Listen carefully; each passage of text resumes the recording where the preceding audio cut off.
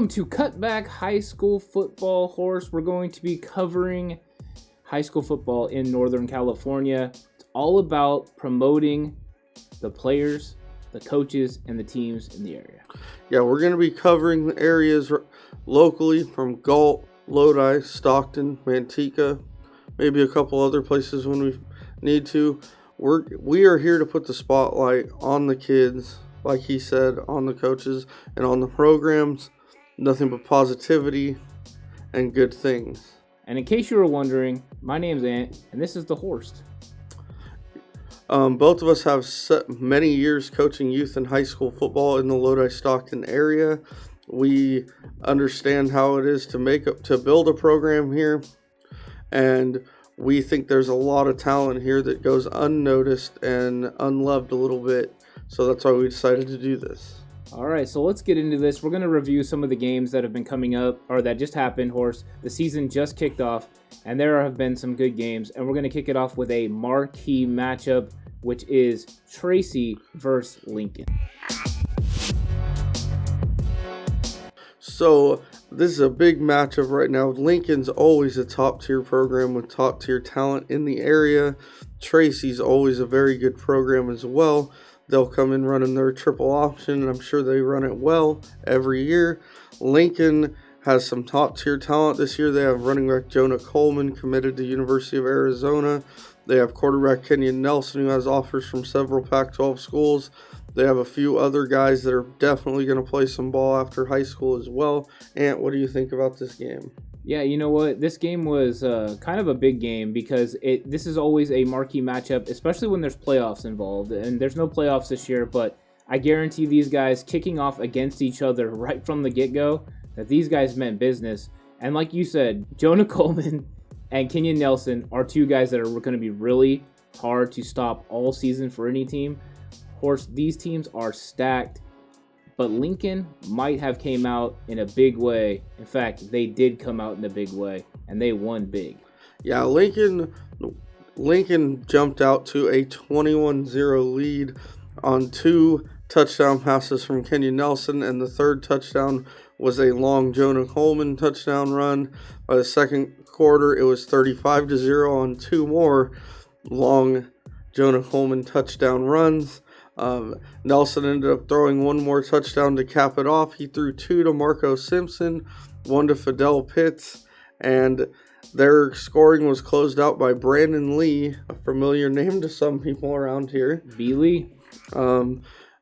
He's another heck of a player that doesn't get talked about much around here. Scoring the final touchdown, they went on to defeat Tracy 55-27. Woo. Tracy sounds like they put up a valiant effort, always. But they always will, and they're always going to be well coached. Tracy had touchdowns from Noah Deneau, Tommy Chavez, Chase Henderson, and Austin Hosai, and it never truly turned into a blowout, to Tracy's credit, because they came back and cut the lead to 38-21 at one point, which makes it a ball game, especially when you go down 35 points to Lincoln. A lot of lesser programs, kids would have gave up and ran off the field. Tracy appears to have fought back valiantly. Just didn't have enough bullets in the chamber, I think. And one thing we know about Tracy, they're always well coached.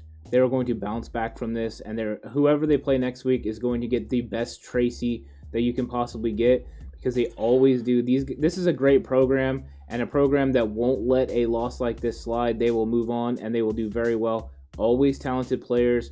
Always put in the right places by the good coaches. So I expect to see Tracy bounce back next week. Yeah, definitely. And Lincoln's going to be a problem for anyone they play all year. This team is loaded, talent-wise. They really are. And by the end of the year, like you brought up, people are going to be talking about Brandon Lee. He's well-known already in the Stockton, Lodi area. But everyone's going to be talking about B. Lee in the future as he gets to play more and more this season. Yeah, definitely. I agree. That guy is a beast. Of course, looking ahead, the marquee matchup there is going to be Lincoln-St. Mary's to end the season like it always is. Right. This season should get interesting down there with the talent. Yeah, we'll see if they end up, playing each other with, the chance to kind of get that city championship. We'll see what happens. That's going to be an interesting one down the road. Horse, next up we had Stag playing McNair, and this was always a battle. These guys always play hard. What happened in this game? Who came out on top? Well, Air McNair and Stag is usually kind of a wild, high-scoring game. We don't have too much info on what happened in this game, but we do know that Stag won 43-21. It looks like Stag jumped out to a big lead early, and McNair tried to play catch-up and wasn't able to. I do know that Gabe Benton of Stag had 3 touchdowns, and Willie Turner and Richard Lockhart of Stag also each had an interception in the game. I was told that Jesus Garcia of McNair had 4 sacks. I know he's a player to watch out for. He led the area in sacks last season as a junior. I know we don't have very many stats, but we can talk about some of these players because we know some of the players that are on these teams. And you brought up Willie Turner. Willie Turner is a stud of a player. He's somebody that everyone needs to keep an eye on.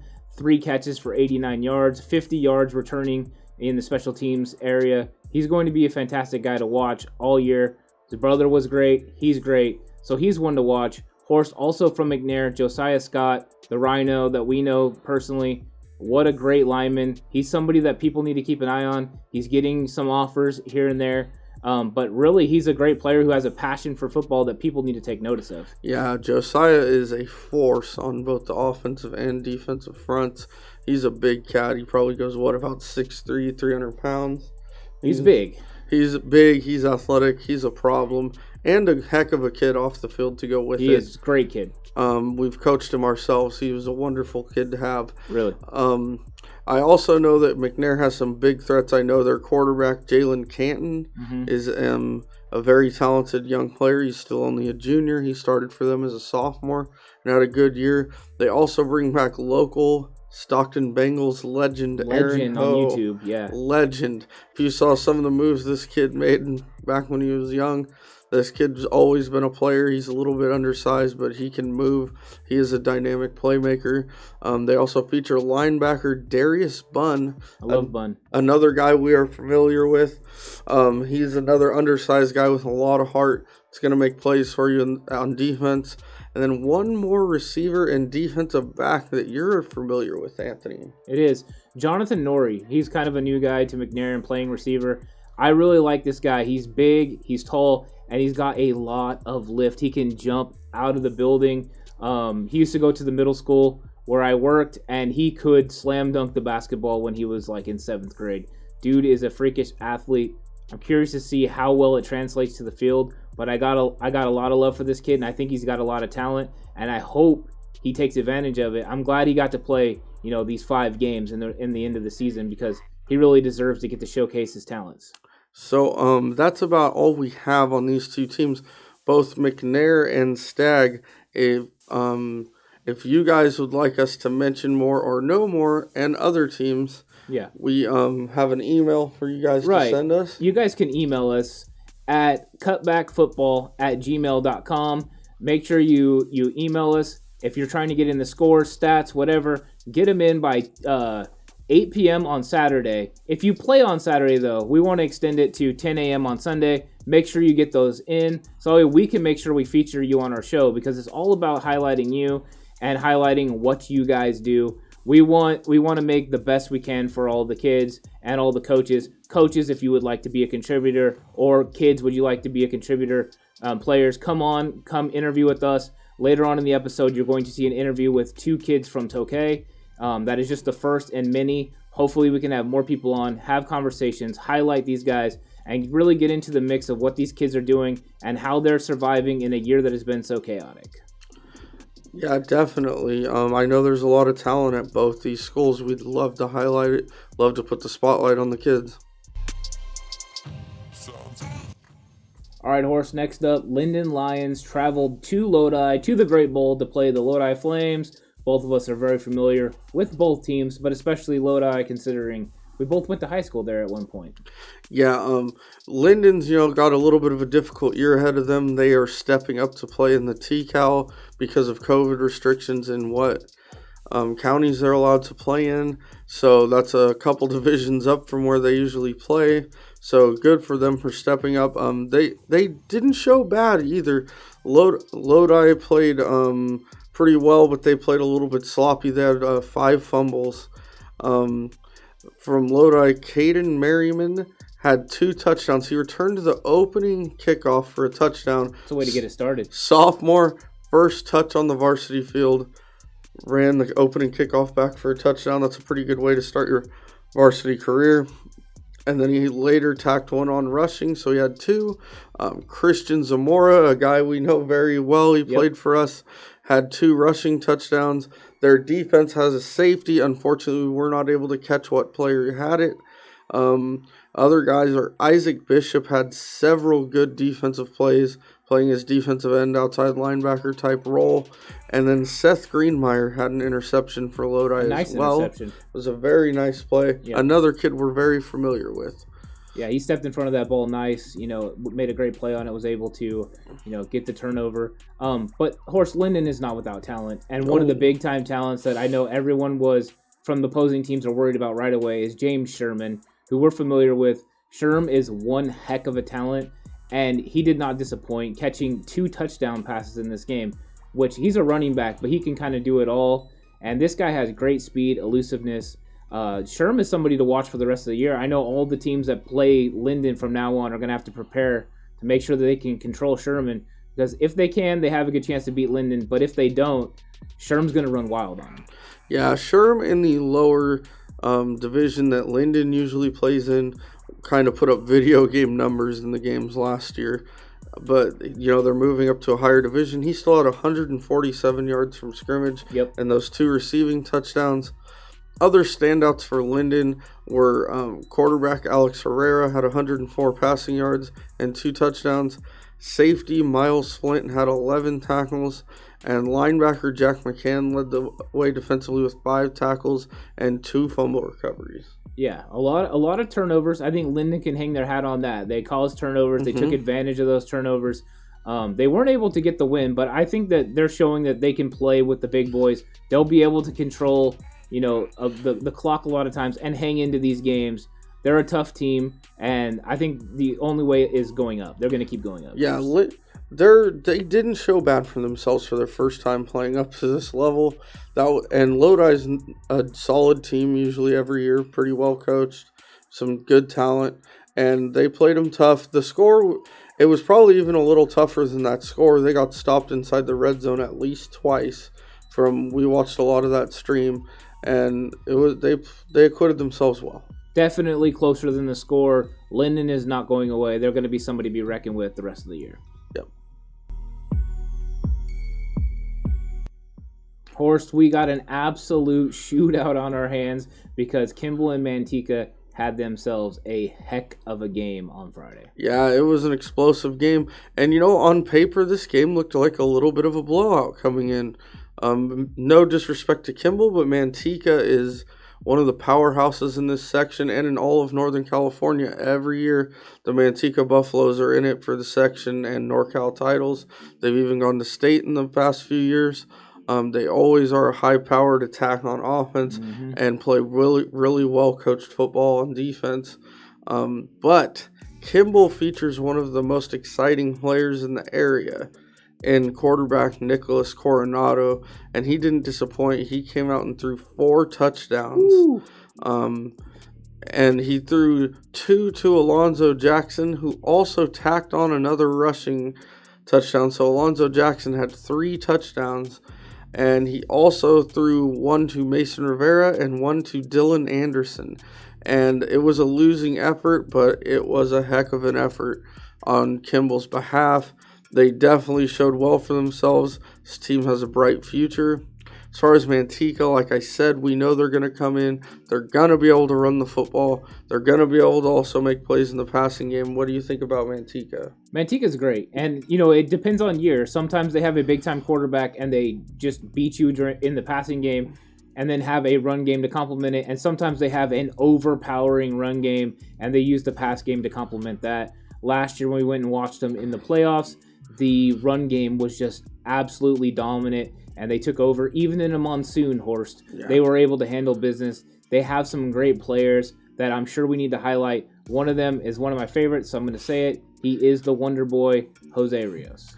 Yeah, Rios is a dominant lineman. We had him in our spring football team. Yeah. And he's one of the most technically sound linemen of that age I've ever coached.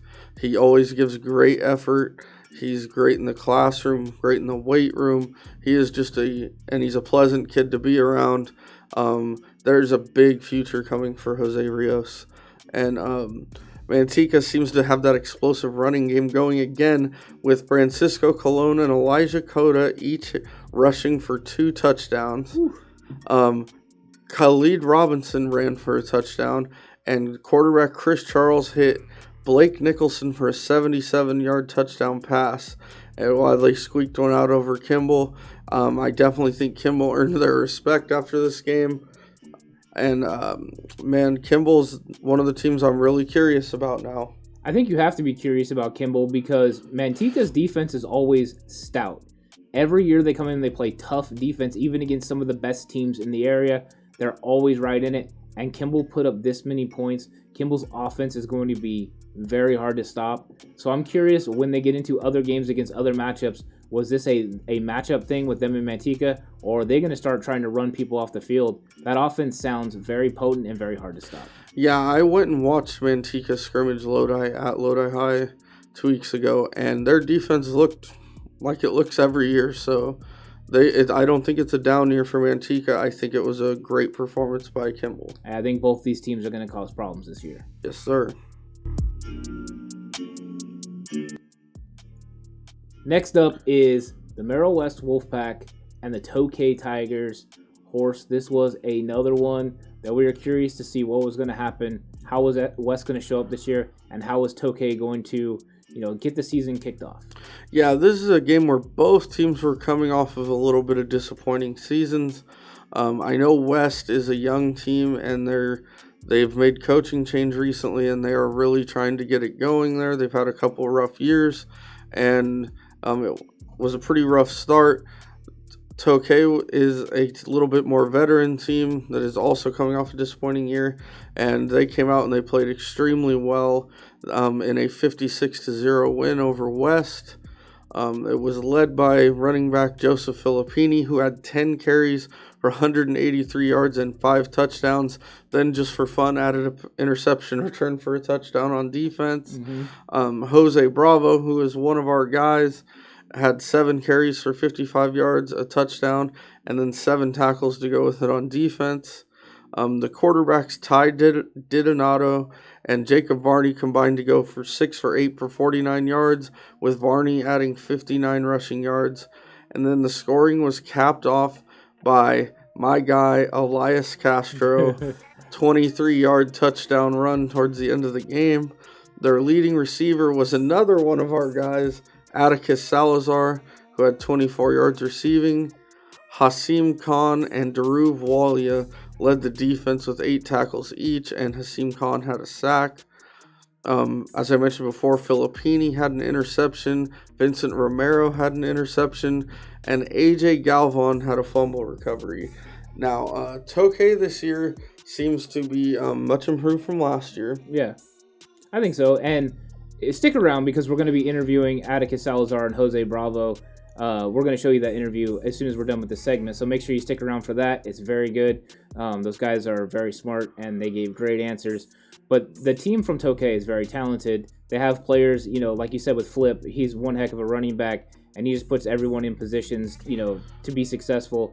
The one thing I noticed watching some of the clips that I got to watch was that the offensive line was actually moving, and getting people moved out of the way and able to create holes for Flip. And that's big. The re-addition of Jose Bravo to Tokay is going to add big. He's a solid defensive player. He also can add in with the rush yards. I know he had 55 yards rushing. Atticus, also playing in the slot, had 3 catches for 24 yards. Those are great for them. Those are the kind of plays they need. And those 2 guys are big time on defense. And that's going to help their defense play more stout this year. And we'll see what they can do as they continue down the road. Next week, tough battle.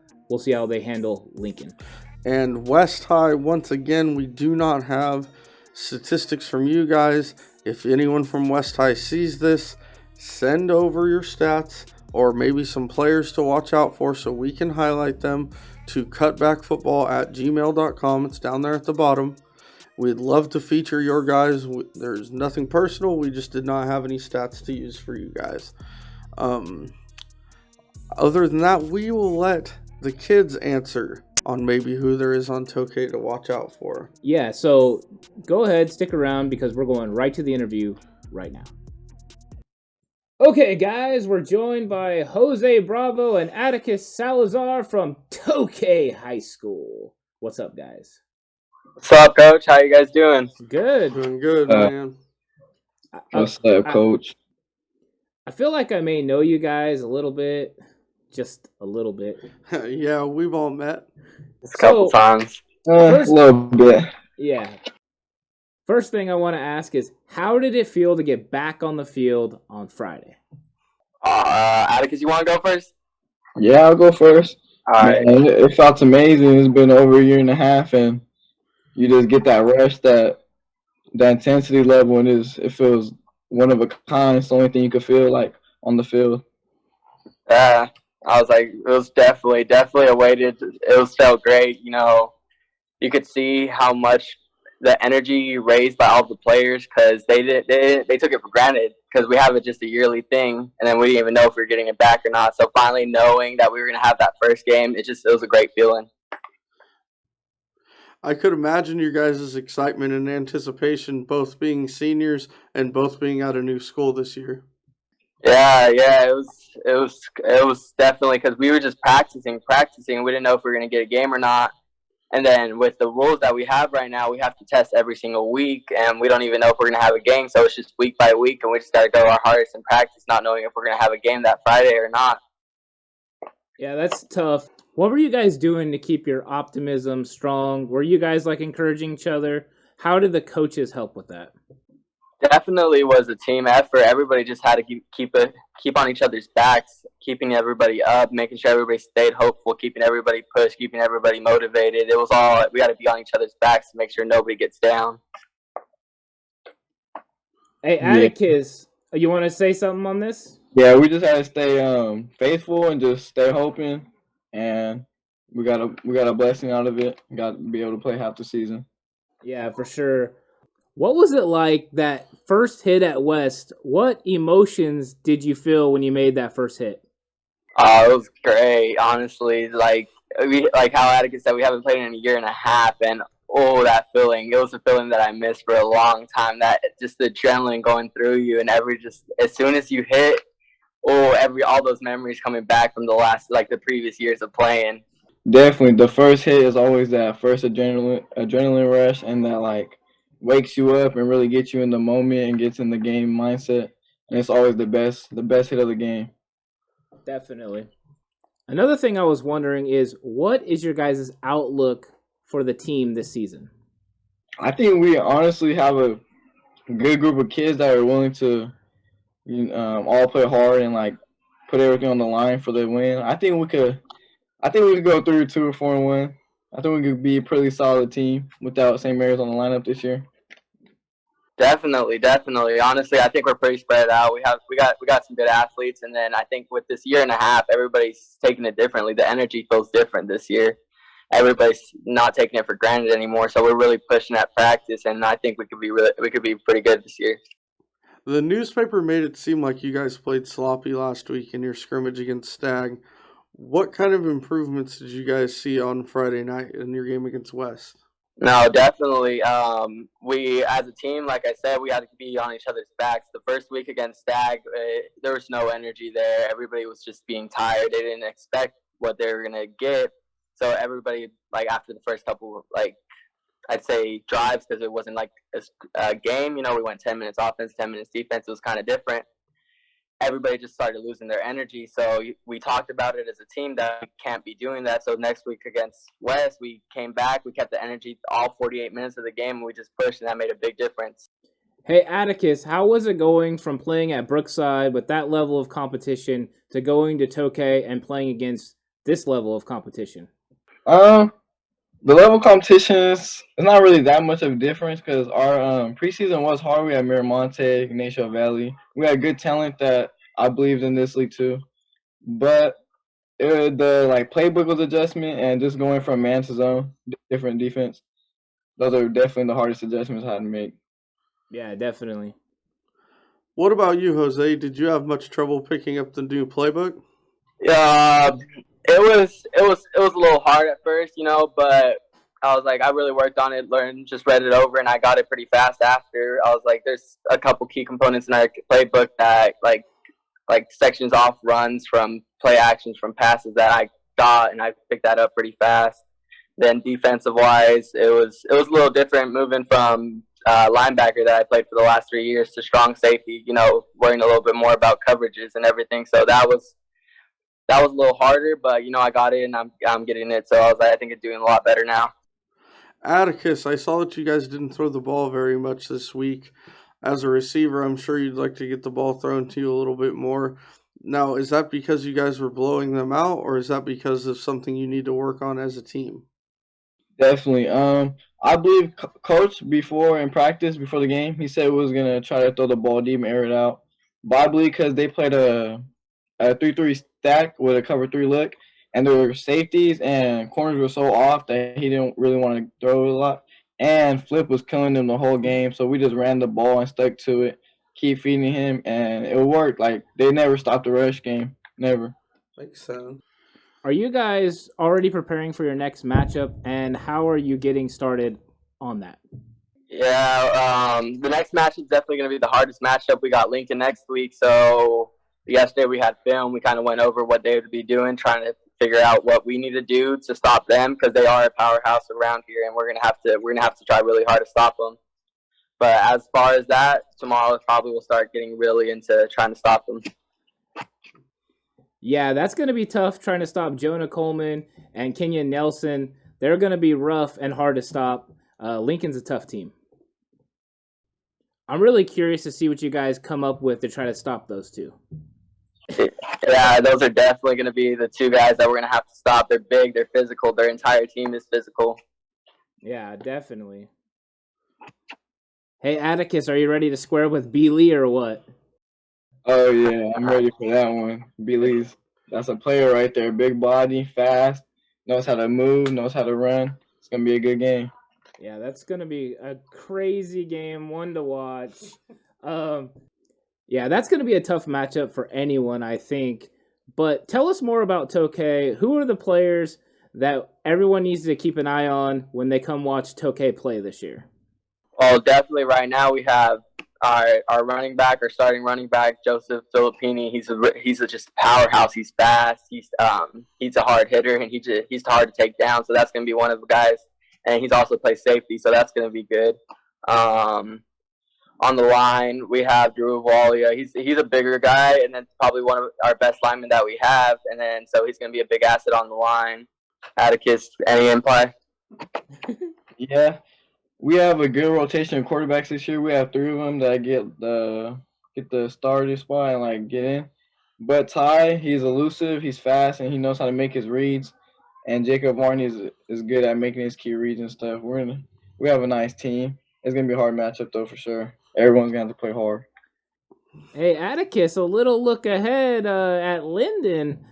James Sherman, you know that guy or what? James Sherman, me and him, we know each other a little bit.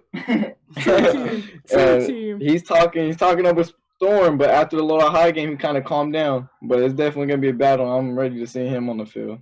I had to throw that out there a little bit because I know you and Sherman are close, and you and Sherman are my guys. So He lines up out wide quite a bit, Atticus. oh yeah. Hey, check out that Lodi Linden film. You'll get to see Sherman moving around a lot. He caught 2 touchdowns on him, Atticus. Be ready. You Caught better be ready. it? Caught 2 touchdowns. Whoa, scared of him. Hey guys, being that this is your senior year, over these next 4 games, what are some things you guys look to accomplish or to do over the end of the season?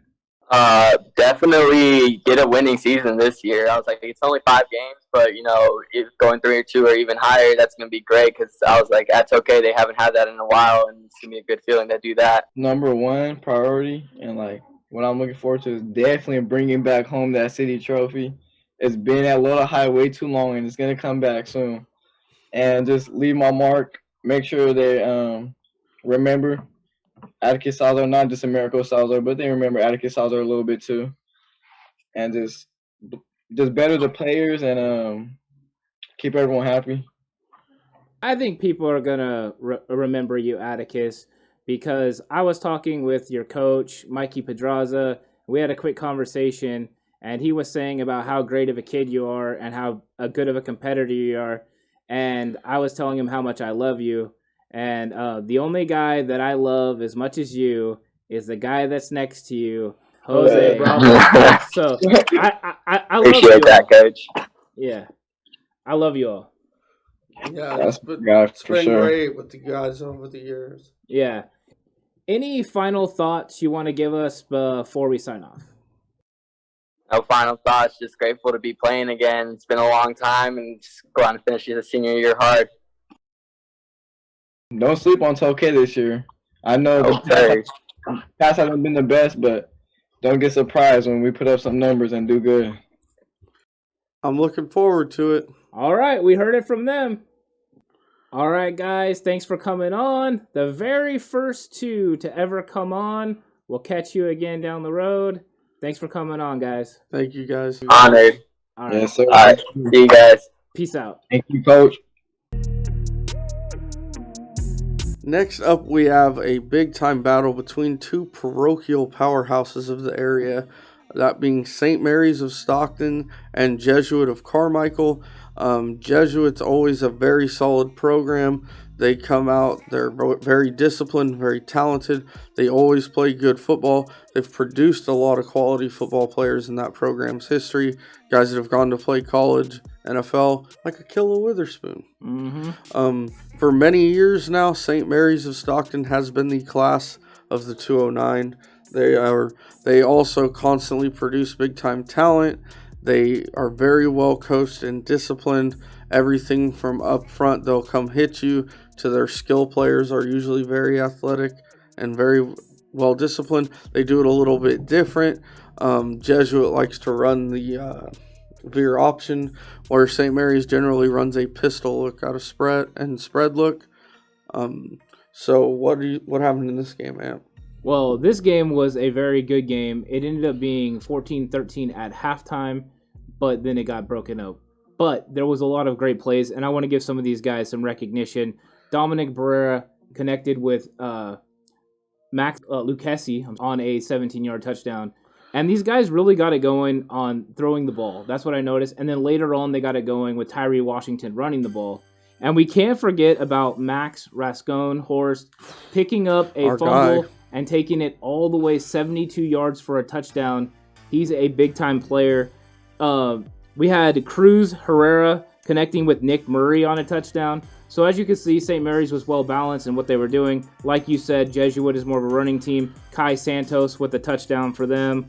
And so Preston Vukovic also had a touchdown for them. That's the quarterback. He also threw for a touchdown, so he had himself a heck of a game. St. Mary's is going to come at you with a ton of talent this year.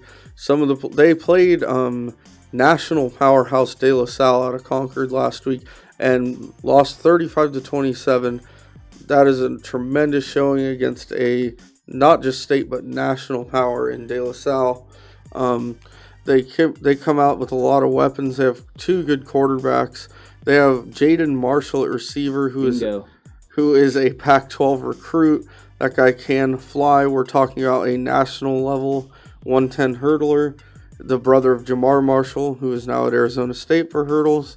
They have a great running back in Tyree Washington. They have a big, physical, disciplined offensive line. And I'm sure we'll learn more players as the season goes. True. But the guy we've really liked after watching last week and this one is number 54. Rascone, yeah. Rascone, he had a great player. Huge interception in the De La Salle game when De La Salle was threatening to blow that game open in the second half. And then he had the big fumble return this week. Don't know him, and I didn't know who he was till last week. But that guy's sure making an impression to start the year. He also made a lot of tackles in that De La Salle game.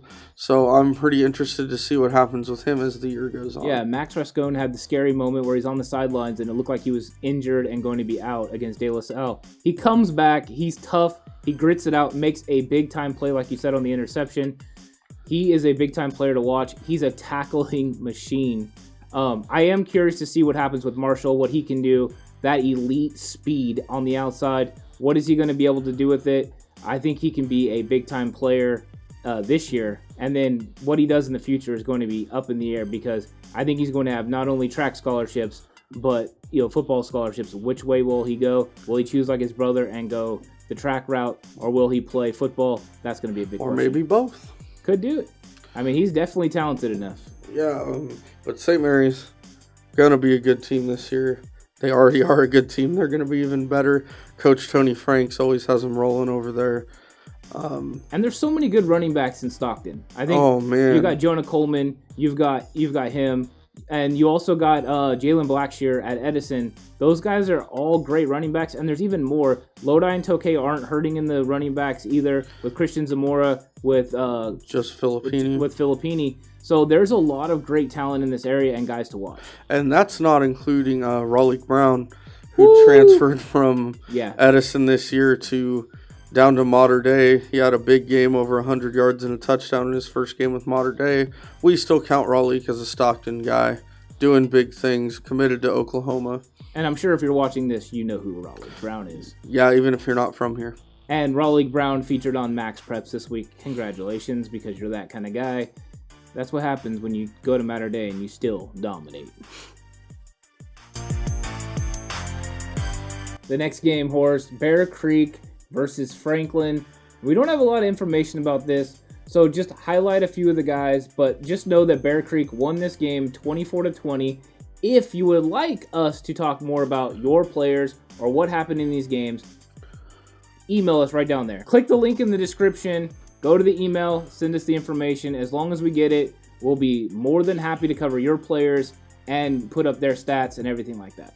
Yeah, both these teams are kind of teams that are up and coming, attempting to get their programs on track. Franklin was a heck of a rebuilding task when the coach took it over last year, and he's working towards it. Looks like they're playing a little bit better towards the end of last year and a little bit better here, so I hope that keeps going in the correct direction. Both teams, if you would like us to highlight your players, like he said, email. Let us know who's making plays for your team, who to look out for. Unfortunately, due to circumstances, we cannot go to your games. So yeah, let us know, and we'll highlight them. We'll look them up on Huddle. We'll check them out. We'll see who's making plays and get them on our show. The couple guys I do know from Bear Creek are Brian and Scott Adams. We've known them since they were young. I know they're both very talented skill position running back, linebacker, DB type guys. They had the brother Daniel Adams that played at Bear Creek before and was a first team all-league player. So they look to continue that tradition on. But outside of that, we really don't know much about either team this year. So let us know. But we want to know. We do want to. Next up, we have the Liberty Ranch Hawks out of Galt traveling to Union Mine. And Liberty Ranch is another young team. Coach Anthony Linebaugh has returned to try and restore this program to where it was when he was there before. After a tough opening week loss to Argonaut, they were looking to get on the winning track. They did not quite do that, but they dropped a tough game to Union Mine, 22-21. They were leading, from what I saw, 21-16 with about 2 minutes left. And Union Mine scored to go up 22-21 with not much time left to end the game. So it sounds like it was a thriller out there. Once again, Liberty Ranch, get a hold of us. Email if you want us to feature some of your players. Let us know.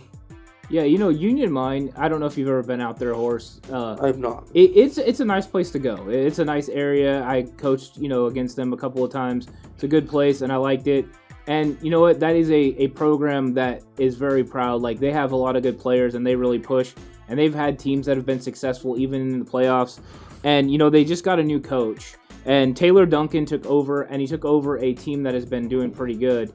And they lost a lot of guys. So they're looking to rebuild, and man, did they get right back on it with this big win over Liberty Ranch. It was going to be tough because when you have 5 really good receivers and you lose all of them because they all graduated, That is a tough way to go. They got tough. Yeah, they got a brand new quarterback, Elijah Thompson. He's trying to live up to, what was there before. They had a great quarterback and receiving core before. So they're trying to get it back on track. They took a big L the first week, but they came back this week and responded, and that's what you're looking for from a team and from a coach that just took over the program. What a great way to show that you're building something for the future is that bounce back big time win. Yeah, like you said, I know that's a very proud program with a lot of lineage and history. So hopefully they can keep that going, get it back to where it once was. Yeah, and I don't know if Casa de Ramos is still open there, but if it is, one heck of a Mexican food restaurant.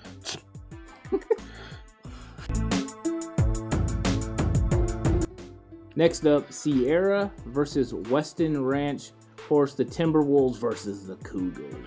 Yeah, Sierra's a team that features a lot of talented players, namely running back Kimoni Stanley, who was one of the best runners in the area last year. He looks to come back and build on that.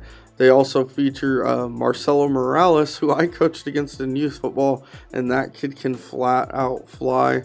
And they feature several other good players. Now, Weston Ranch, we don't know much about, but we do know one guy. Yes, we do. Aaron Vickers. AV is one heck of a player. I guarantee he's balling. That guy is just crazy good. We were able to coach him 1 year. What a great time we had with him. Stud on defense, but an absolutely gifted runner. Yeah, Aaron Vickers, heck of a player, guy to look out for. A little bit undersized, but makes up for it by being explosive. Doesn't play undersized. No. That dude can hit. So Weston Ranch is a bit of a program that's coming up. They've struggled for a while. They're trying to get back to being a good program. Unfortunately for them, they ran into Sierra, who has been a good program for a long time and doesn't look to be stopping. Sierra was able to pull out a 55-7 win. We only have the stats from Sierra, but for them, Kimoni Stanley became Sierra's all-time leading rusher with 13 carries for 84 yards, and he scored a touchdown the first time he touched from 20 yards out. Quarterback Ryan Borgeson making his first start since Pop Warner. Whew. Threw 4 passes, 3 of them were touchdowns. No rust on him. 2 to Zion Bell and 1 to Marcelo Morales, who we had mentioned before. Backup running back Jacob Allen had 2 touchdowns on 2 carries for Sierra. Efficient. And Jonte Berry added the final touchdown in that 55-7 win. Once again, Weston Ranch. If you have anyone you want us to feature, hit us up. Let us know. We'd love to. Yeah, we'll be keeping our eyes out for Weston Ranch. They're going to be playing hard all season. There's no quitting these guys. They always play tough. Plus, I'm curious to see what AV's. And that was a tough matchup to open your season. Unfortunately for Weston Ranch, they're all tough matchups. That league is rough. Talking big matchups, Horse. This is an absolute big matchup every time they play. Oakdale versus Escalon. Yeah, down there at the Corral in Oakdale, you knew you were in for a hard-hitting slugfest. Wonderful barbecue. Oh, amazing food. Although Escalon has switched to a little bit of a spread offense in the recent years. That's what happens when you get a big-time quarterback. Surprisingly, Oakdale still is a run-first team, but they also do throw the ball a little bit now, a lot more than they used to. So to get into it, we know that Oakdale pulled out a 38-35 thriller over Escalon. Escalon had huge games from quarterback Ty Harris and running back Luke Anderson, with Harris throwing for nearly 300 yards. The game was put away on a Titan Ginger, that's quite the football name, 92-yard pick six that broke the backs of Escalon. From what I've been told, a standout for Oakdale is quarterback Jackson Holt. Yeah, that's a big-time play to intercept that ball coming down the stretch and then return it 92 yards. That's some wheels, Horse. Getting down there and making that play. The question is, Oakdale giving up that many points to Escalon. There's been some talk about them not having the same size that they normally do on the defense. So it's going to be interesting to see how they play the rest of these teams, or if they start getting overpowered. It seems like speed was plenty, enough to get it done, especially this week against Escalon. But both teams are definitely ready for a big-time year, and I'm sure they're going to win a lot of football games. Yeah, both those teams always come ready to play. Oh, yeah. Smash mouth sometimes. Now, Horse, Edison didn't play a game this week. It was more of a scrimmage. We heard from one of our correspondents, Mr. Zach Tamu, who let us know that they kind of did that. They didn't exactly play a game, so we're still waiting to see what E-House is going to do this year. Soul Vikes, Horse. Well, they did play Franklin last week in the opener, winning big 46-0, so they showed they still have some talent. They're coming off a bit of a tumultuous offseason. You know, they lost Raleigh Brown. They had an unfortunate death in their football program. It's too bad. In quarterback Trayvon Breckenridge. Much love to his family, friends, everyone. Yeah. You know, by all accounts, a great kid, great player. So, I mean, they had a little bit of a tough offseason. Then to run into COVID and all this, I'm sure they were happy to get back out there. Now, they do come with some serious talent on the offensive and defensive side of the ball. It looks like Jalen Blackshear has transferred there from Lincoln. Jalen Blackshear is a stud. He can flat move. They have quarterback Davis Raya Ruiz, who I've heard big things about. They have running back receiver Zane Dosty of local Pop Warner fame. Yep. He is a stud athlete. I was unable to see him play high school last year, but he is a freakish athlete and should probably be making some news here pretty soon. They have our guy running back Roy Holmes. Shout out. They have defensive and offensive lineman Jack Rennell. He's a big-time player. And then, of course, led by big Zachary Tamu on both sides of the ball. An outstanding lineman and one of our guys, and hopefully going to be a correspondent for us throughout the season. We're looking to have him on the show soon. I talked to him last night. He was the one that gave me the scoop that their game got canceled for COVID reasons, so they went and scrimmaged the Mac House. Yeah, McClymonds, that's always a good matchup if you're looking to engage with speed. They always have great speed. I'm sure that Edison took care of business up front because Zach Tamu, around this area, everyone knows who he is because he's a big-time talent and a big-time player. Plays with force, way athletic for his size. He's one of those impressive guys that when you see him move, you're like, wow, he's impressive. He's a great player. Blackshear coming over from Lincoln, what a huge get. You lose Raleigh and you're able to replace him with this guy. That is huge because Blackshear, I think he was sharing the carries with Lincoln. He's not going to share the carries as much now, and he's going to benefit from it, and they're going to benefit from it. He's a big-time player. He's been a big-time player for years, all the way. Of course, he's been on Raiders all the way since youth football. Yeah, speaking of guys that have been on radar since youth football, Zane Dosty is going to make some big plays for them this year. They're gonna have a big time offense, and there's going to be some big time matchups coming for them in the future, and I can't wait to talk about it. And they are still awfully young, big time. So they're going to be a problem in the future. All right, Horse, it's time for our preview of a game. This game was not played over the weekend due to the COVID reasons. They moved it to Tuesday night. And so we got Galt against Bradshaw Christian. Yeah, who's ready for some Tuesday night football? I don't think these kids care as long as they get to play football. Yeah, after an unfortunate positive COVID test in the program, Galt was not able to play the last week, and then their game from this last Friday got moved to Tuesday. Looks like they are going to be able to play.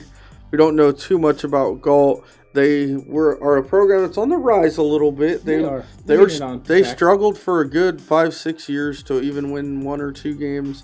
They went 4-6 last year. Much better performance. They return a little bit of talent that we know of. Their number 2 and number 3 rushers, Christopher Bustamante and Kenny Tran. And Bustamante was also their second leading receiver last year. So it looks like you can expect some big time plays out of him.